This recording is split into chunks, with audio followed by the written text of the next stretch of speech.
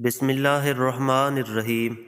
अल्लाह के नाम से शुरू जो बड़ा मेहरबान और नहायत रहम करने वाला है। प्यारे दोस्तों, अल्लाह तबारक व तआला कुरान पाक में इरशाद फरमाता है, और हर जान को मौत का जायका चखना है और तुम हमारी तरफ ज़रूर लौटाए जाओगे। प्यारे दोस्तों, अल्लाह तबारक व तआला ने हर एक इंसान को दो चीज़ों से बनाया है। नंबर एक रूह और नंबर दो जिस्म। रूह के बगैर जिस्म कुछ भी नहीं, ये सिर्फ एक बेजान पुतला है। और रूह के साथ अल्लाह तबारक व तआला ने इंसान को ताकत अता फरमाई है। रूह इंसानी जिस्म से कहीं ज़्यादा ताकतवर होती है, लेकिन हर एक इंसान को रूह एक मखसूस मुद्दत तक दी गई है। इस मुद्दत के पूरा होने के बाद रूह को कब्ज़ कर लिया जाता है, जिसकी वजह से इंसान की मौत वाक़ई हो जाती है। और इस मौत के बाद इंसान का जिस्म इसी दुनिया में रह जाता है और रूह एक नई दुनिया में चली जाती है, जिसको आलम अरवाह और आलम बरज़ख भी कहते हैं। प्यारे दोस्तों, आज की इस वीडियो में हम आपको बताएंगे कि जब किसी इंसान की मौत का वक्त करीब आ जाता है तो मलकुल मौत अलैहिस्सलाम उसकी रूह कैसे कब्ज़ करते हैं, और मरने से पहले मौत के वक्त इंसान आलम सकरात में क्या कुछ देखता है, और रूह इंसान के हर हिस्से से कैसे निकलती है, और मलकुल मौत अलैहिस्सलाम बच्चों की रूह कैसे कब्ज़ करते हैं, और मरने के बाद बच्चों की रूहें कहाँ चली जाती हैं और उनके साथ क्या सलूक किया जाता है, और मलकुल मौत अलैहिस्सलाम हर घर में रोज़ाना कितनी मरतबा चक्कर लगाते हैं। प्यारे दोस्तों, इन तमाम तर सवालात के जवाबात आज की इस वीडियो में हम आपको बताएंगे, लिहाजा आपसे गुजारिश है कि हमारी इस वीडियो को एंड तक ज़रूर देखिएगा।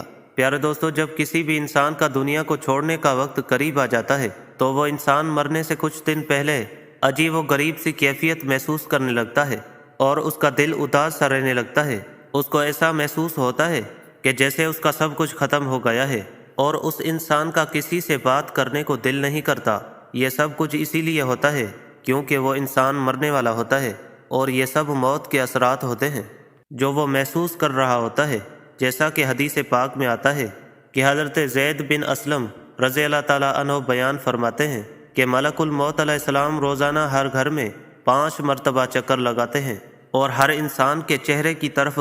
गौर से देखते हैं। और एक दूसरी रिवायत में आता है कि मलकुल मौत अलैहिस्सलाम हर घर में रोज़ाना 7 मरतबा चक्कर लगाते हैं और हर एक इंसान के चेहरे की तरफ देखते हैं। अगर उनमें से कोई शख्स ऐसा हो जिसकी मौत का वक्त करीब आ चुका हो तो मलकुल मौत अलैहिस्सलाम उसकी रूह को कब्ज़ कर लेते हैं। प्यारे दोस्तों, मौत से कुछ देर पहले हर एक इंसान एक अजीब व गरीब सी कैफियत में चला जाता है, जिसे आलम सकरात कहते हैं। इस आलम के अंदर इंसान अजीब व गरीब सी दुनिया को देखता है। उस वक्त मरने वाले इंसान की आंखों से तमाम तर पर्दों को हटा दिया जाता है। ये वो वक्त होता है कि जब इंसान अपनी ज़िंदगी में किए गए तमाम तर अमाल को अपनी आंखों से देख रहा होता है। अगर कोई गुनाहगार शख्स हो तो वो देख रहा होता है कि उसने अपनी ज़िंदगी में कौन कौन से गुनाह किए, कैसे वो अल्लाह तबारक व तआला से छुपकर जिना करता रहा, कैसे वो चोरी करता रहा और शराब नोशी करता रहा, और किस तरह वो अल्लाह तबारक व तआला की नाफरमानियाँ करता रहा।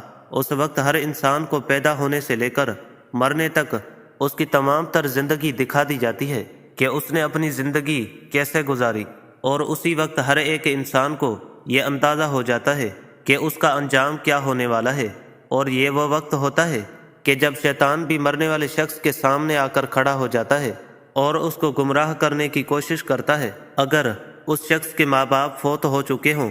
तो वो शैतान उसके माँ बाप की शक्ल में आकर कहता है कि ए मेरे बेटे, हम तुम्हारे माँ बाप हैं, हम तुम्हारा बुरा नहीं चाहते, हम तुझे तलकीन करते हैं कि तू इस्लाम को छोड़ दे और ईसाई या काफिर हो के मर, क्योंकि मरने के बाद यही दीन काम आने वाला है। इसी तरह शैतान उस मरने वाले शख्स के सामने उसके दूसरे अजीज़ व अकारिब की शक्लों में आकर उसको गुमराह करने की कोशिश करता है। प्यारे दोस्तों, ज़रा गौर कीजिए कि ये कितना ख़तरनाक मरहला होता है कि जिस मरहले के अंदर एक तरफ इंसान का ईमान है और दूसरी तरफ इंसान के माँ बाप उसके सामने खड़े हैं। ऐसे मरहले के अंदर ईमान बचाना किस कदर मुश्किल हो जाता होगा, लेकिन वो लोग जिन्होंने सारी ज़िंदगी अल्लाह तबारक व तआला की फर्मा बरदारी में गुजारी और अल्लाह तबारक व तआला को राज़ी करते हुए इस दुनिया से चले गए, तो अल्लाह तबारक व तआला उस मोड़ पर इंसान को अकेला नहीं छोड़ता और अपने बंदे की मदद करता है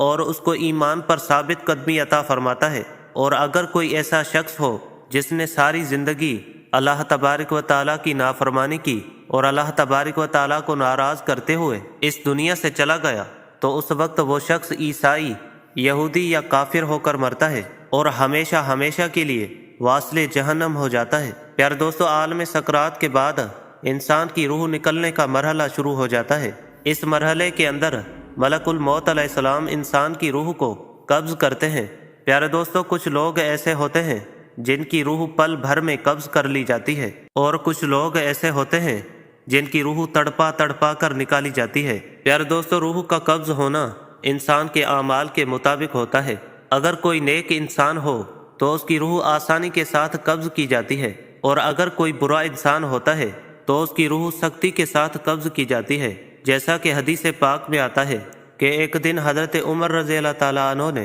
حضرت کعب بن احبار رضی اللہ تعالیٰ عنہ سے فرمایا کہ آپ ہمیں موت کی سختیوں کے بارے میں بتائیں۔ تو حضرت کعب بن احبار رضی اللہ تعالیٰ عنہ عرض کرنے لگے کہ اے امیر المومنین، موت کی سختی ایسی ہے جیسے ایک شاخ ہو اور اس پر بے شمار کانٹے لگے ہوں، اور اس کانٹے دار شاخ کو کسی انسان کے پیٹ میں داخل کر دیا جائے، اور اس شاخ کا ہر ایک کانٹا انسان کی پیٹ کی ہر رگ میں پیوست ہو جائے۔ اس کے بعد ایک طاقتور انسان اس شاخ کو زور کے ساتھ انسان کے پیٹ سے باہر نکالے، تو اس وقت انسان کو جتنی تکلیف ہوئی جس کے پیٹ سے کانٹے دار شاخ کو نکالا گیا، اس سے کہیں زیادہ تکلیف موت کے وقت ہوتی ہے۔ پیارے دوستو، حضور پاک صلی اللہ علیہ وآلہ وسلم نے ارشاد فرمایا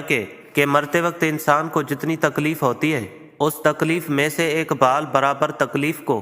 زمین و آسمان پر رکھ دیا جائے تو زمین و آسمان کے تمام لوگ مر جائیں۔ ایک دوسری روایت میں حضور اکرم صلی اللہ علیہ وآلہ وسلم نے ارشاد فرمایا کہ موت کی تکلیف 1000 مرتبہ تلوار مارنے سے زیادہ سخت ہے۔ پیارے دوستو، جب انسان کی روح نکالی جا رہی ہوتی ہے تو اس وقت موت کی شدت کی وجہ سے انسان چیخنے اور چلانے کی کوشش کرتا ہے، لیکن اس کی آواز کو بند کر دیا جاتا ہے، اور اس کا جسم اتنا کمزور ہو جاتا ہے کہ وہ کسی سے مدد بھی طلب نہیں کر سکتا۔ پیارے دوستو، روح کو سب سے پہلے پاؤں کی طرف سے نکالا جاتا ہے، اس کے بعد پنڈلیاں اور رانیں ٹھنڈی پڑ جاتی ہیں۔ اس طرح آہستہ آہستہ کر کے انسان کے جسم کے ہر حصے سے روح کو نکالا جاتا ہے، اور روح جب انسان کے گلے تک پہنچ جاتی ہے تو یہ وہ وقت ہوتا ہے جب انسان پر توبہ کا دروازہ بند کر دیا جاتا ہے۔ اس کے بعد کسی بھی انسان کی توبہ قبول نہیں کی جاتی۔ اس کے بعد ملک الموت علیہ السلام منہ کی طرف سے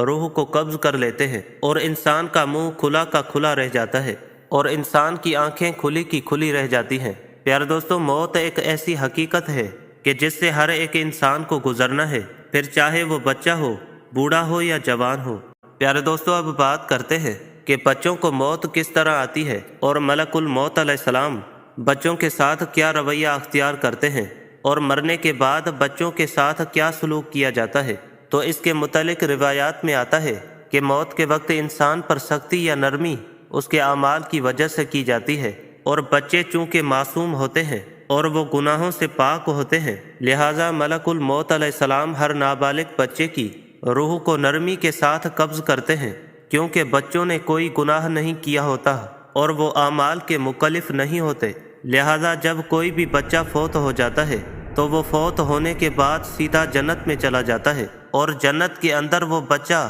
حضرت ابراہیم علیہ السلام اور ان کی زوجہ محترمہ حضرت سارہ رضی اللہ تعالی عنہا کی کفالت میں ہوتا ہے، اور وہ قیامت تک ان کی کفالت میں رہے گا۔ قیامت کے بعد جب اس بچے کے ماں باپ جنت میں داخل ہوں گے تو اس بچے کو اس کے ماں باپ کے سپرد کر دیا جائے گا۔ اگر کسی ماں باپ کا چھوٹا بچہ فوت ہو جاتا ہے تو وہ بچہ والدین کے لیے بروز قیامت بخشش کا ذریعہ بنے گا، جیسا کہ حضور اکرم صلی اللہ علیہ وآلہ وسلم نے ارشاد فرمایا کہ بروز قیامت معصوم بچے اللہ تبارک و تعالیٰ کے ہاں اپنے ماں باپ کو بخشوانے کی سفارش کریں گے، تو اللہ تبارک و تعالیٰ ان کی سفارش کو قبول کر لے گا اور ان کے ماں باپ کو جنت میں داخلہ عطا فرما دے گا۔ اللہ تبارک و تعالیٰ سے دعا ہے کہ اللہ تبارک و تعالیٰ ہمیں نیک اعمال کرنے کی توفیق عطا فرمائے، اور ہمیں موت کی سختیوں سے بچائے، اور موت کے وقت اپنے پیارے حبیب حضرت محمد مصطفیٰ صلی اللہ علیہ وآلہ وسلم کا دیدار عطا فرمائے۔